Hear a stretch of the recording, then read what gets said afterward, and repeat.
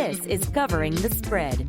Here are your hosts, Jim Saunders and Dr. Ed Feng. What is going on, everybody? Welcome on into Covering the Spread right here on the FanDuel Podcast Network and NumberFire.com. My name is Jim Saunders. I am a senior writer and analyst for NumberFire.com, joined here as always by Dr. Ed Feng of thePowerRank.com. You can find Ed on Twitter at thePowerRankEd. Preseason football is back. We're recording this on Thursday. I get to watch all of the best quarterbacks like Cody Kessler, Clayton Thorson. They're all going to be in action potentially tonight. So it is Geno Smith. This is my time of year where all the bad quarterbacks that I like for absolutely no reason play. I am great because of this, but how are you? I'm great. Well, I mean, you get to see your Northwestern boy Clayton Thorson, and I'm not going to see him during the regular season, so I got to watch him now, Ed. What about Simeon? He might get some time. Yeah, I would not. I don't think Darnold's going to play a whole lot tonight. So I can see Touchdown Trevor. His official name in all FanDuel Podcast Network podcasts is Touchdown Trevor or Tutty Trev. Nothing else will be recognized. Okay, sounds good. And the man has won a starting NFL job. I mean, probably not going to happen this year. Absolutely. But he was the man. That is something to be happy about. Anything you are excited to watch in preseason, not from like a betting perspective, just like from an NFL fan perspective. Is there something that interests you during the preseason? Yeah, I mean, I got all kinds of questions, right? Like, can anyone play defense on the Indianapolis Colts? What is going on with Kansas City's defense? Mm-hmm. I mean, a lot of issues on the defensive side of the ball with a lot of teams. And, so those types of things, right? Like, I mean, you look at some of these Super Bowl contenders, and obviously you're not going to get the starters for too much, but, how much could rookies kind of come in and help them? So those are the type of things that I look for. You watch it for real stuff. I watch it for DFS and for the terrible players who I like for some reason. And I don't get to watch them during the regular season, so I'm going to watch them now. Geno Smith time is now, and I am very excited.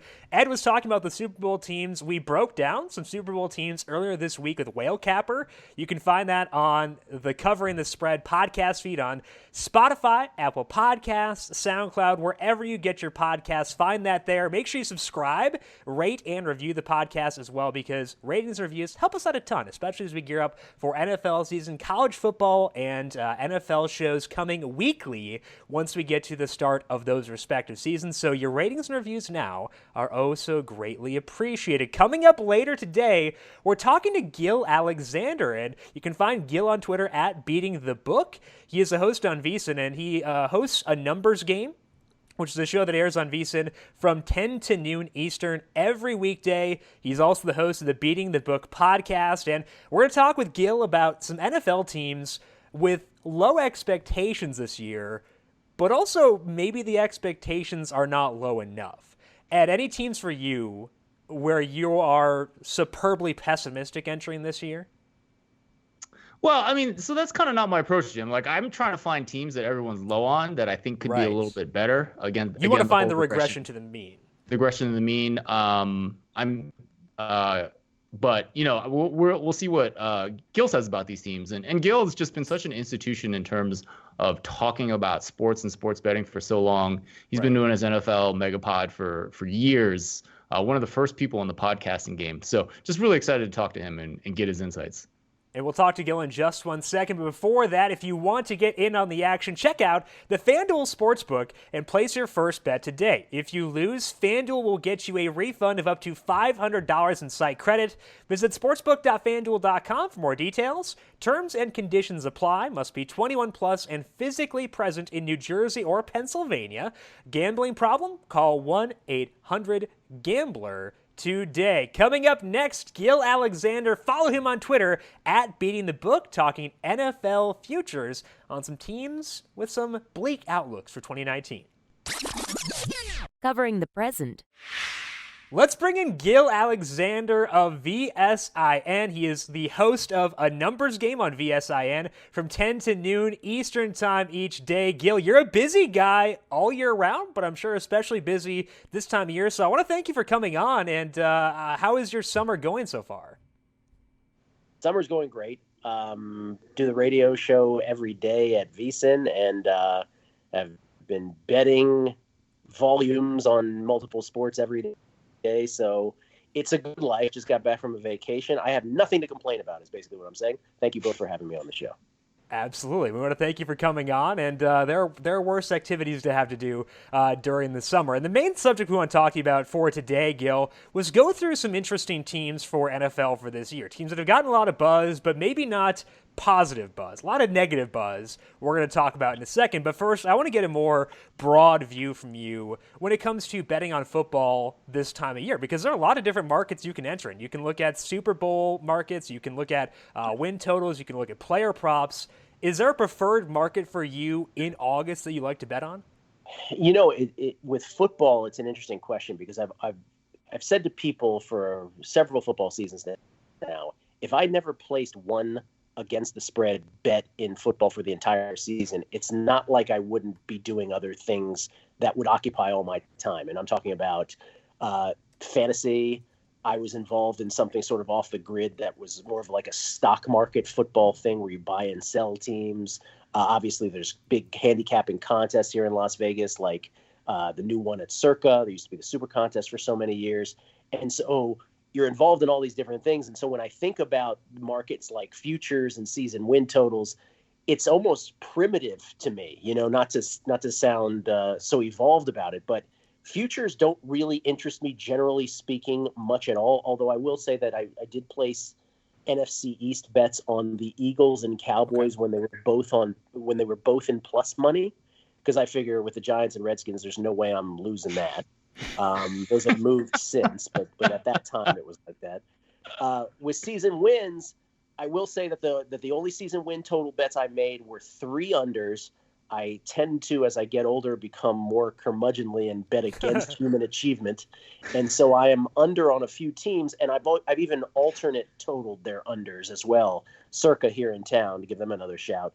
I'm sure there's other places that do it, but I know in town here in Las Vegas, they're the ones that give alternate season win totals. So you can even get some stuff at an even more aggressive price and plus money. So that's what I've done so far. Gil, there's a lot of interesting teams heading into the 2019 NFL season. One of them is the Oakland Raiders. They'll be on Hard Knocks this year.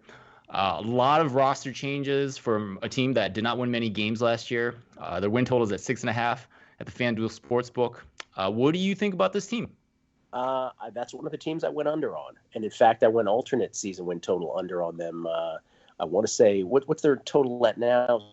6. So I might have done a 5. I get them mixed up with the Giants and the Redskins, who I'm sure we'll talk about, which are my other two. But with the Raiders, you mentioned they were on Hard Knocks. They aired the first episode of Hard Knocks. And I don't want to read too much into a show like that. I didn't think the season premiere was that entertaining, by the way. I think the Browns set such an amazing standard of entertainment last year that anything else will pale in comparison. But you do try to glean some nuggets from Hard Knocks. And I don't know if this was confirmation bias on my part, because as a guy who grew up on Joe Gibbs' Redskins teams in D.C., Joe Gibbs left the game of football for 11 years before he came back in what I like to refer to as 4 seasons of Joe Gibbs 2.0. And Joe Gibbs, who had won 3 Super Bowls, the game had really passed him by when he came back. The Redskins got to the playoffs 2 out of 4 years, but they did so almost with smoke and mirrors. They did it with late season runs both times. But Gibbs didn't really get replay. Greg Williams, who was the defensive coordinator at the time, had to sort of explain it to him while the game was going on. And there's stories about Gibbs in like 2003 showing his team schemes from Mark Rippon's 1991 Redskins. So it was this big gap that he had to sort of make up for. And here you have John Gruden with the Raiders, getting to the point of the Raiders. John Gruden, who was not, in my opinion, half the coach that Joe Gibbs was, and I'm being kind by saying half. He won a Super Bowl, but he did it essentially with other people's players in Tampa. I am not a huge Gruden fan. I don't buy the act so much for me. And I just really wonder, pro football is a coaching medium and organizations are dysfunctional from the top. And, I'm still the Khalil Mack trade is the original sin, and everything from there has flowed. I don't buy this team. I'm not sure if Antonio Brown is about, and this is just me sort of now. There's no basis in this in numbers. Antonio Brown might be the best wide receiver in the NFL, but I'm not so sure he's a guy who's ever been in a situation like this, and I'm not sure how he's going to handle it with losing like this. I'm not bullish on the Raiders. I went under on them. Interesting, Gil. Let me just jump in here real quick because let me play the devil's advocate. I mean, I definitely get all the franchise issues and the drama. But, Derek Carr actually had a career high in terms of completion percentage last year. Their offensive line was a wreck. So what did they do? They got the ball out quick, which is what I think they want to do to scheme. Some of their efficiency numbers looked a lot better than their total, either the record or how many points they're scored. And they obviously brought in a lot of talent on both sides of the ball. Antonio Brown, they tried to shore up the offensive line a little bit with the Trent Brown signing. Got a lot of players on defense and have 3 first-round picks. So I think most people would think that this is a more talented roster than last year. Does that do anything to sway your opinion on this team? Here would be my counterpoint to that. Let's just do, and I don't want to get in, I know that if you go through wins, losses in a schedule, that's always an exercise filled with pitfalls. However, if we do that with the Raiders, even if you allot them a win at home game against Denver, opening game, let's say they get a win there and they start with a W. Here are your next slate of games for the Oakland Raiders this year. It's the old schedule does not do them any favors. Home Kansas City, at Minnesota, at Indianapolis, home Chicago, and there's your bye. So that's a really tough way to start before your bye week. And 1-4 is it's really not out of the question. You come back from the bye and it's at Green Bay and at Houston, right out of the chutes there too. So I guess what I'm saying is, if they had a more kind schedule that would allow them to ramp up slowly, maybe I would view it differently, to your point, Ed, because I do think that it's valid with the talent. But man, I can see this team just getting out to a dreadful start. And that's one of these cultures that, I think under John Gruden, which looks a little lax, again, if you sort of view what we're seeing on Hard Knocks, 1-6 can become far worse very quickly. And by the way, that 1-6 still doesn't involve a second Chiefs game, 2 games against the Chargers, a game against the Rams that are to follow. So this could spiral miserably, and that's why I go under on them quite confidently. And there's still some issues up front. They did, Ed mentioned the Trent Brown signing, but Colton Miller, a very athletic guy, didn't look that great last year. He's still their left tackle. Gabe Jackson went down in practice today, and it didn't look good based on the initial reports. Obviously very preliminary there, but tough stuff there for sure for the Raiders. So I think that I get this, and, it does matter the way a team starts. I think that we talked with Whale Capper about when you want to enter a market. If you want to bet the under on the Raiders, you got to do it now. You got to do it now. Because that's when it's hard for them, right? Perhaps there's a group of games in the middle of the season. Listen, the markets thing that I referred to initially on the show, that was all I used to do in terms of schedule analysis, was getting in and out of teams based on the flow of a schedule. And as much as it's talked about in the mainstream media, it's not talked about enough. And the way that they assess strength of schedule is very lazy, right? It's about win percentage from last year. But once the season starts, they never talk about it again. It's a very sort of strange thing. So, yeah, I agree with what Will Capper had to say about that. This would be the time to immediately jump in on fading a team like the Raiders. So let's move now to the Giants. And they've caught a lot of flack, justifiably, for their handling of the quarterback position, given how important it is and given the struggles Eli Manning has had. And FanDuel Sportsbook has their win total at 6. The over is plus 125 there.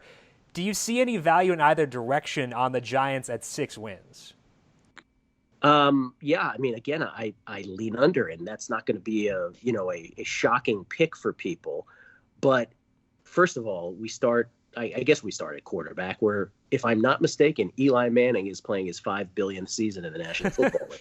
He has 2 Super Bowl rings, Gil. Yeah, 2 Super Bowl rings. Hall of Famer. The old 2 Super Bowl rings argument that where he's got to be judged by history with those 2 things, with 2 of the most iconic passes ever to Tyree and Manningham. I get it, but man, I don't know if he can throw the ball downfield anymore.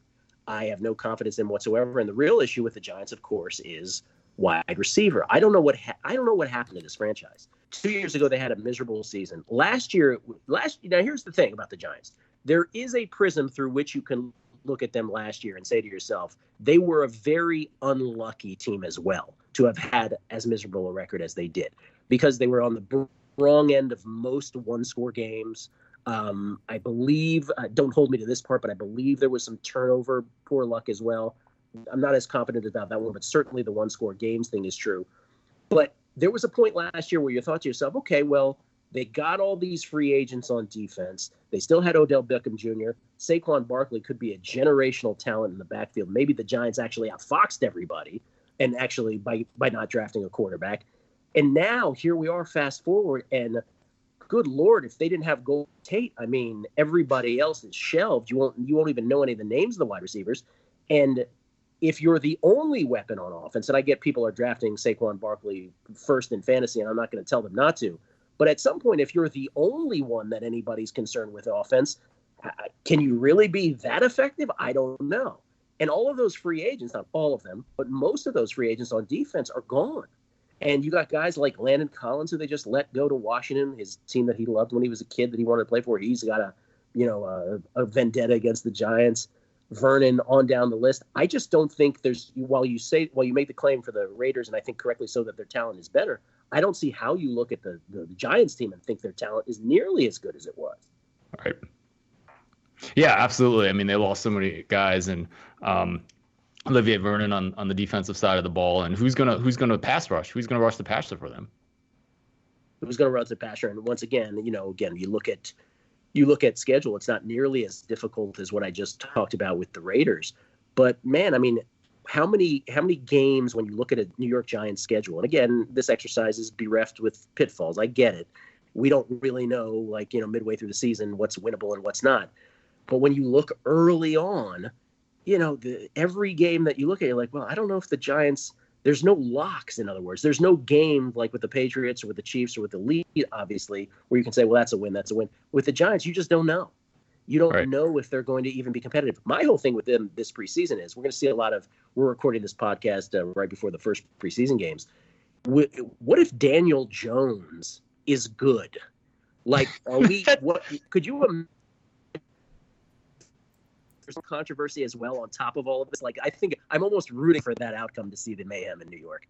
Yeah, that's a big if. I would like to say that Dave Gettleman can't quite lose his job yet, because he is the one man that unifies the football analytics on Twitter like no other person in his hatred and disdain for analytics. So, if we could keep him around another 2 seasons, let him have another draft to do something funny, I think that would be very interesting.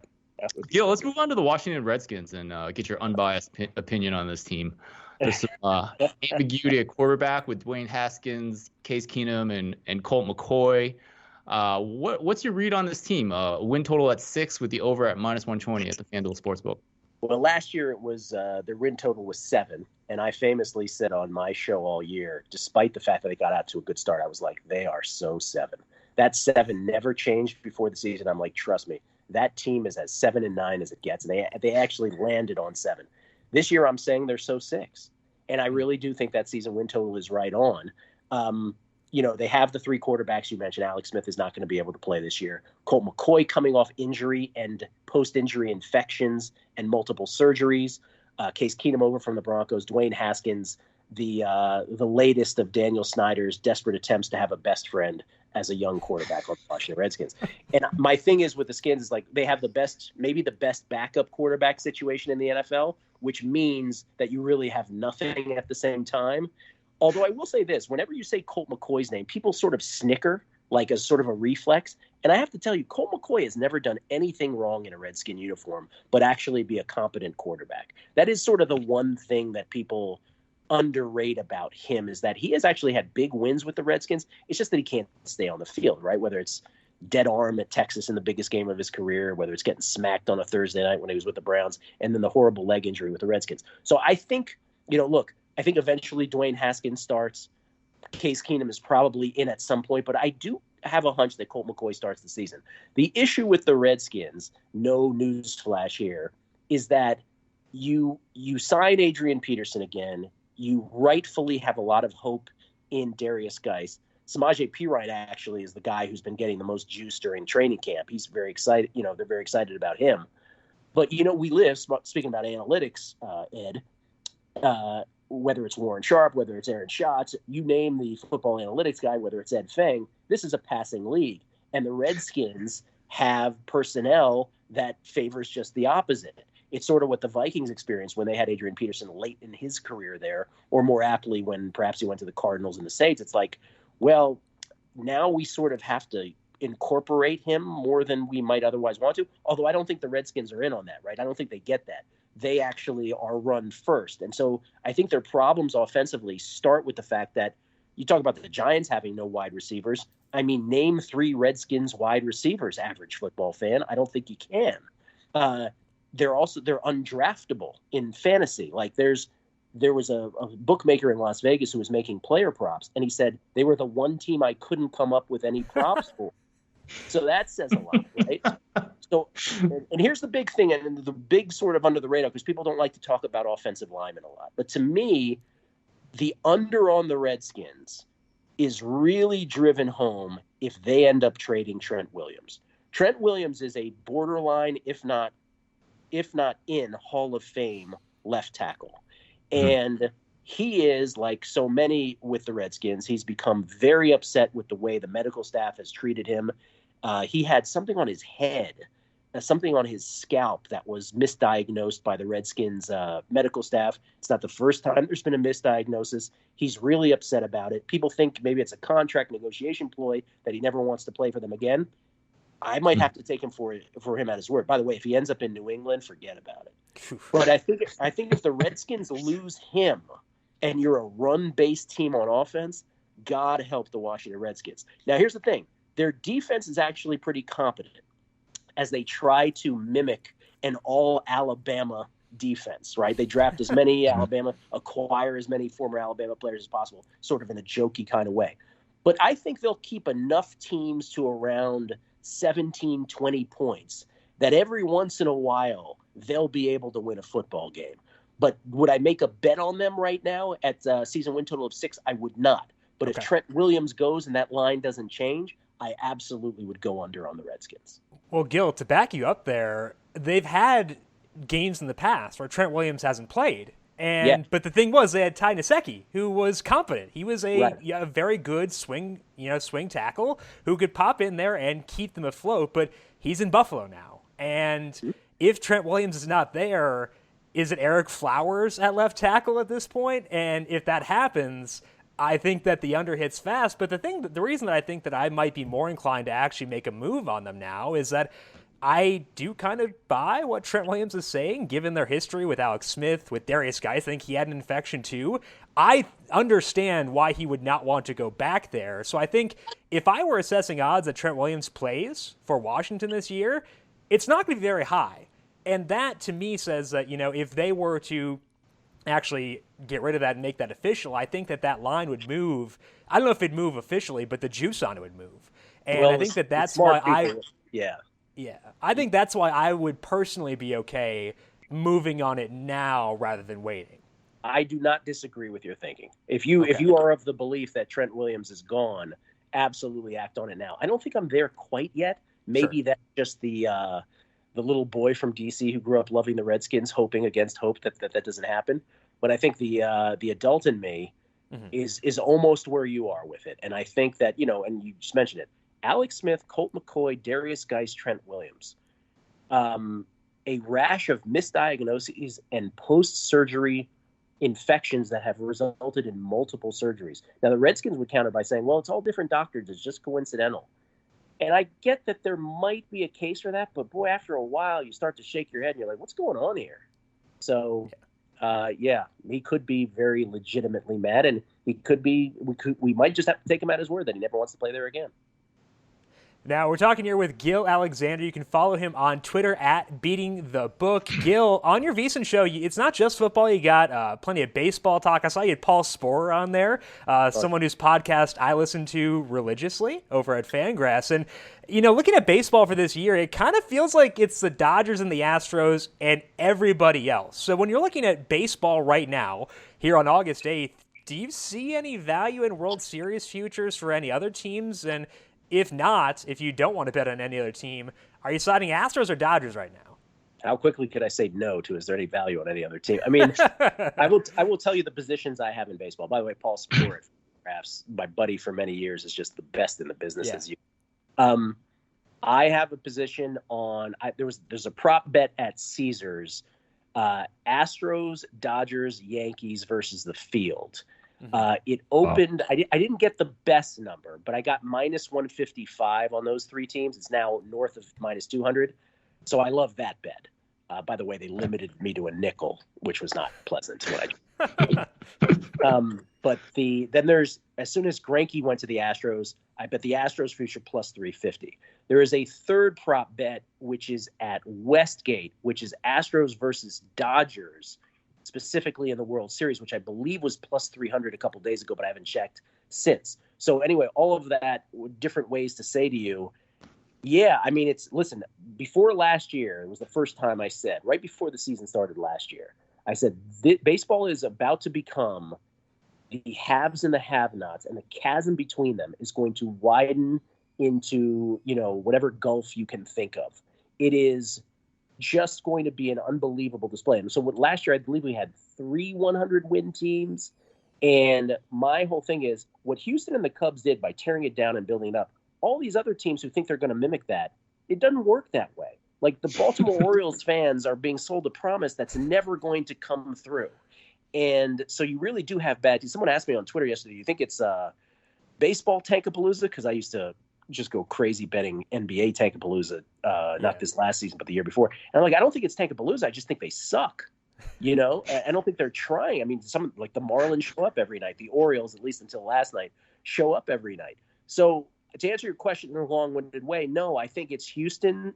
I think Houston is by far, not by far. I think the Dodgers are by far the favorite in the National League.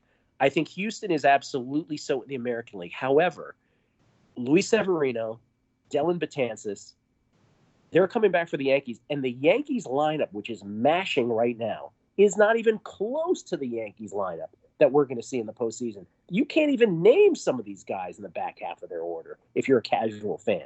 So the Yankees are still to be, we still haven't heard the last of the Yankees. I would not rule them out.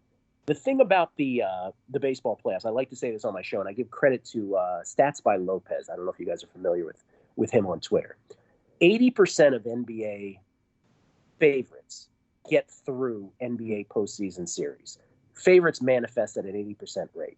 And that has a lot to do with first round series, gaming that number. And the NBA has always been a league of real Goliaths. In hockey, if you were to want to get 80% of favorites through in hockey, you would essentially have to play a best of 51 series in hockey. That's how That's how absolutely random the sport of hockey is, especially in the postseason with the bounces of the puck and the way that those games go. And home ice is just not nearly as advantageous.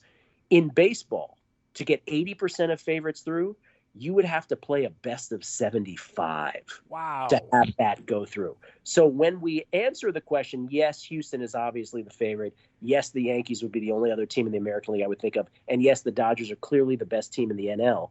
We still have to be cognizant of what I just said with those numbers. And those numbers suggest, as Billy Beane famously said, I don't know if I'm allowed to curse on your podcast, but my shiz doesn't work in the postseason. What he meant was that over 162 game sample size, his analytics will manifest by and large. He's confident. But once you get in a best of 7, let alone a best of 5 in baseball to start things off, let's not even talk about a one-off wild card game. Anything can happen. And that is the one thing about the baseball postseason. Yeah, but I mean, to combat that, what do? You get 4 of the best pitchers in baseball right now and put them on one team. Yeah. And I mean, that has to be why the Astros are, going to be the favorite. I think a small favorite over the Dodgers. Right. And I also just add the numbers wise, when I look at stuff, I have Astros and Dodgers consistently a run and a half better than an average Major League Baseball team when I do my team numbers, and that's a big number compared to what we've seen in the past. And obviously these franchises, the Dodgers have a lot of money. Houston has become at the vanguard of baseball analytics, well beyond what Moneyball taught us 15, 16 years ago, however long ago it was.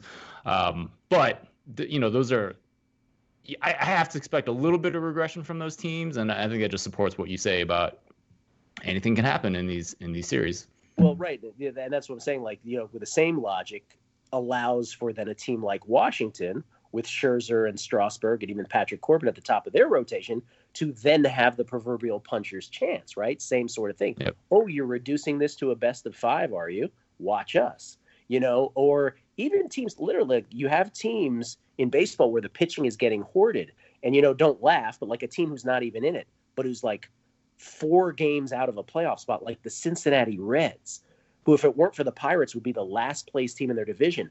They are now suddenly stacked at their top of the rotation. You wonder if even a team like that, right, got into a wild card game or a best of 5. Even they then, based on format, have this weird puncher's chance because of what you were just describing. Yeah. Trevor Bauer, Sonny Gray, Luis Castillo, 3 guys with a 30% strikeout rate. You could do a whole lot worse than that. Now, Gil, before we let you go here, you mentioned that you were betting tennis before we came on air. We're going to talk about the U.S. Open in a couple of weeks, but for you, what's like a key you found at betting tennis, and why has it become a sport you've enjoyed so much?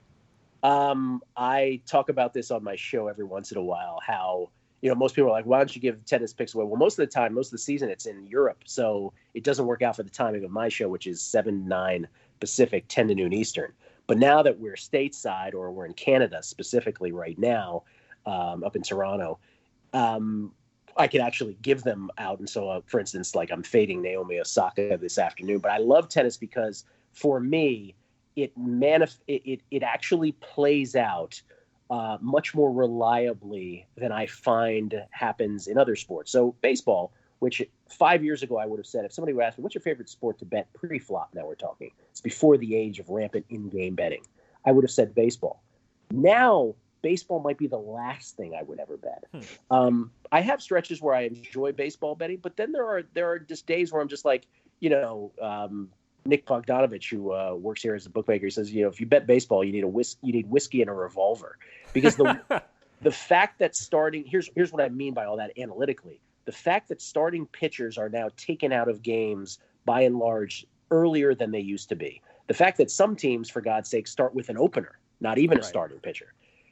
My ability, at least as for me, other people may feel differently, my ability to harness what's going to happen in a baseball game because of that change, and really because of the dilution of pitchers, how bad they've become.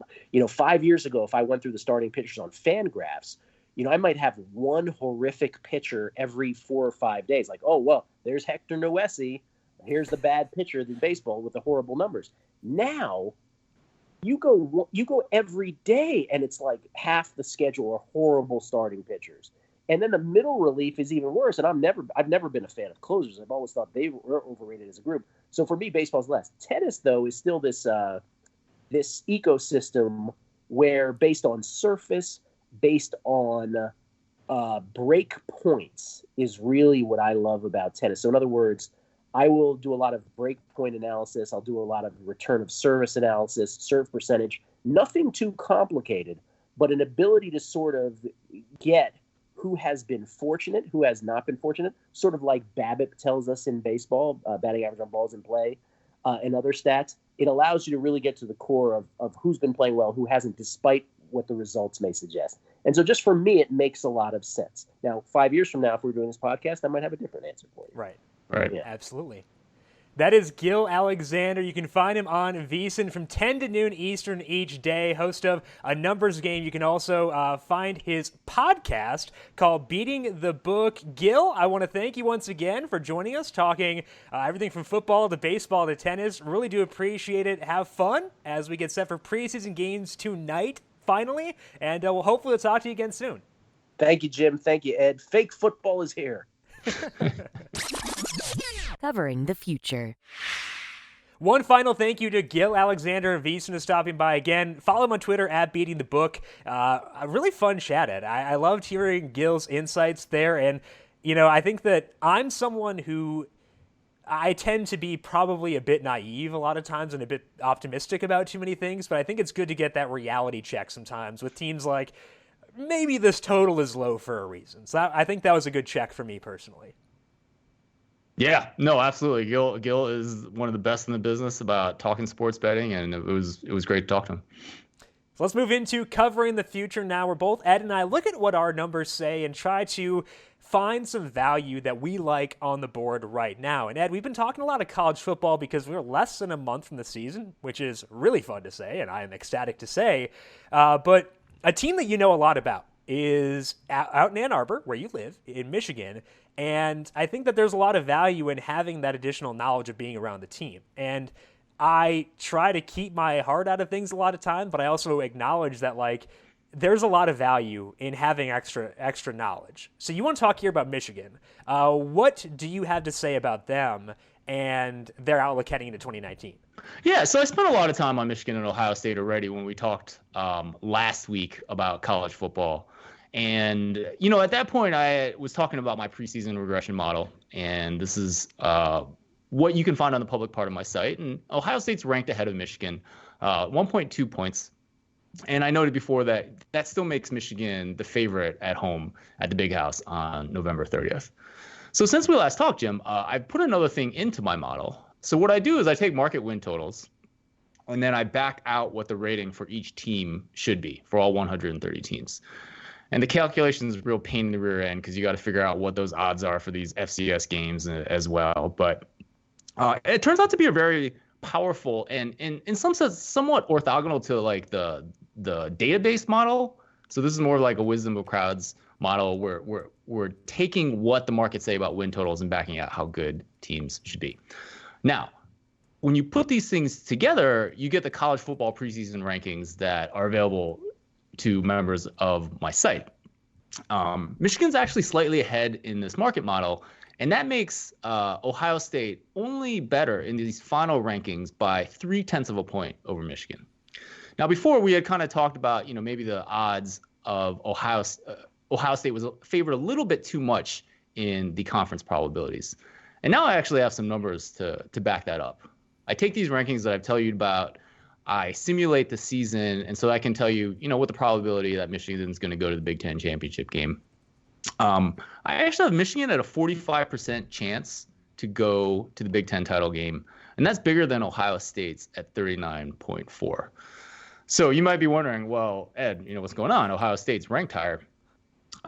This really has to do with the schedule. So obviously Michigan gets the game at home at the Big House, and college football is unfair in that way, in that you only play your rival once, and it has to be either home or away. Michigan also gets a slightly easier cross-division schedule. Really nice to get Illinois in that one of those games. So Michigan, 45% chance to win. I think there's a little bit of value in the futures market. They're plus 170 in the FanDuel Sportsbook right now to make the Big Ten title game. So my numbers suggest a little bit of value in that, as well as the plus 250 to win the Big Ten. And I think it's important to understand why the odds might be the way they are. And I think one of the reasons Ohio State has the better odds is just because of what happened last year. So it was supposed to finally be Michigan's year. Ohio State hadn't looked great. Michigan was a 4-point favorite going down to Columbus.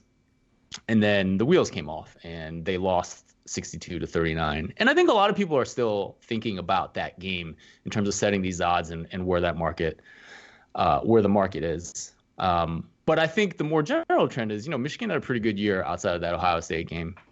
And Ohio State really struggled at times. And when you look at the whole season, that's really what's kind of putting these teams very close. And that's what is driving my numbers to say this.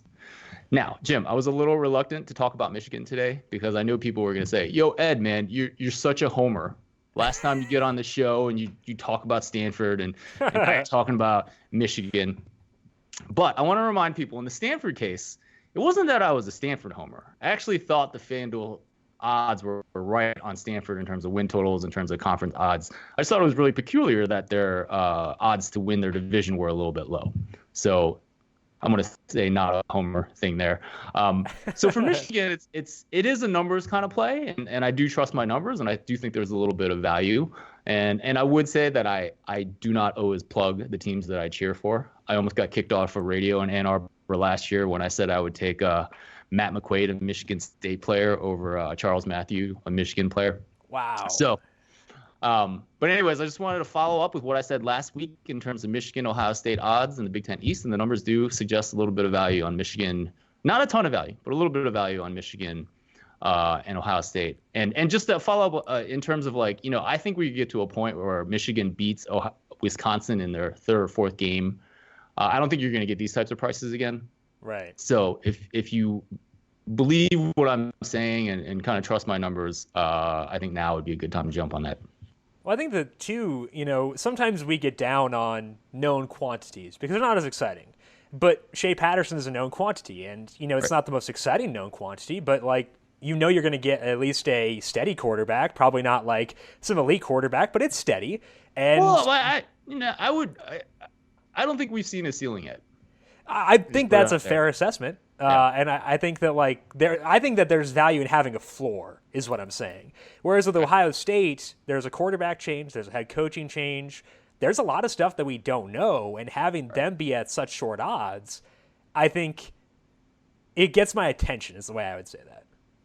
Yeah, absolutely, and I would agree with that, and just again putting some numbers behind what we talked about last week. All right, so that's Ed's covering the future. Talking about Michigan going to the Big Ten championship game, getting out to Indy, which is a really fun experience. If you've never been, I'd recommend heading out there. Do a great job down in Indy. My covering the future is talking about NFL props for this year. We talked with J.J. Zachariason earlier this year about some props he liked for the 2019 season. He mentioned Derrick Henry as being a player he liked to lead the league in rushing yards. I think he was 30-1 at the time, and he's now 17. So kudos to JJ for that. But I want to talk here about Dalvin Cook as a guy who could lead the league in rushing because he is currently 20-1, so longer odds than Derrick Henry. And Cook at least has a lot of the elements that you need to lead the league in rushing. He is on a team with a solid defense and an efficient quarterback, which means that they should have leads late in games. That's not going to be the best predictor of rushing yards, but it's not going to hurt. The team seems like they want to run the football. They brought in Gary Kubiak. They drafted Garrett Bradbury. They drafted Drew Samia, who's kind of this grinder. They try to make improvements up front. And I think that they're going to want to run the football, but based on the things they have said about play action, I don't think they'll be running enough to handcuff the offense. You can run too much from like a leading the league in rushing perspective because if you're not up late in games, you can't run. And I don't want my teams to be horribly inefficient, and I don't think the Vikings will do that. This team also wasn't as bad as perception last year as far from a blocking perspective. They actually had a 40% rushing success rate when Riley Reif, Pat Elflein, and Brian O'Neill all started last year. Their left tackle, their center, now left guard, and their right tackle. And their rushing success rate was 32% among running backs when one of them was out. So major improvements for the team when having those three guys, and now they add Garrett Bradbury into the fold as well, along with Gary Kubiak. Dalvin Cook has averaged 4.7 yards per carry across his 2 seasons, despite mediocre or worse offensive line play. Now you're giving him a very good offensive-minded, coach in Kubiak to coach up that offensive line. This team's philosophy should lead to a lot of volume, and it's a good offense, good defense. I think that 20-1 is pretty good value to get Dalvin Cook at. So I'm not saying that the Vikings are going to be this Seattle Seahawks-esque offense. I think that they, despite what they've said, I have more faith in them that they're not complete dolts, I guess, is the way that I would say it. I think that they understand some things, and they just want to be able to run the football efficiently. But I think that even that is valuable for Dalvin Cook. So I think at 20-1, he makes sense. Now, Ed, you mentioned that you liked the Vikings before. You liked them to win the Super Bowl from a betting perspective because they were 30-1, which I think was tremendous odds. What do you think about Dalvin Cook as someone who could do some damage and potentially lead the league in rushing? Yeah, I mean, I agree with all your logic, Jim. I mean, the one thing that I've been seeing recently, the Vikings OC was talking about how you don't necessarily need to run the ball to set up play action. Right. And so this is one of these football analytics tenants. Ben Baldwin of The Athletic has done a ton of work just showing that you don't need to run the ball well or even a lot to set up play action. So, and the Vikings OC seems to understand that, and he's talked about this recently. So I don't think that means they don't run the ball at all. Like, I mean, we kind of, just common sense, like you have to run the ball some. Probably not as much as, definitely not as much as the Seahawks do. But, no one quite knows what the optimal run rate is. But I don't know if that affects kind of your take on any of this, just because. So in a weird way, it actually makes me feel better about it. Because like I said, I want them to be an efficient offense. Because efficient offenses can get leads and they can, control the clock more and they can lean on their ground game more later on. You pass to win. And Frank Reich did this last year. You pass to lead, you rush to win. I think that's the saying. And Frank Reich did that last year with the Colts, where when it was a neutral game script, they passed a ton. But once they got up by, I think it was one score, they became, I think, the third run heaviest team in the league, something like that. It's on Warren Sharp's site. You can find that there. And I would hope that the Vikings would take a similar approach. So in a weird way, having Kevin Stefanski and Kirk Cousins both talk up play action and how you don't need to run to do good play action, it actually makes me feel better about betting Dalvin Cook. I don't know if that's backwards or if it's me I think you're saying that forming a narrative. I mean, they're going to throw a lot on first down in the first half. Hopefully be up more. Hope 7-10 points, into the second quarter, and then you're going to be running the ball more, which is right. You probably want more of those opportunities in the third quarter, where the defense isn't completely committed to the run game because it's not an end of the game type situation where you're going to average 2.5 yards a rush or something.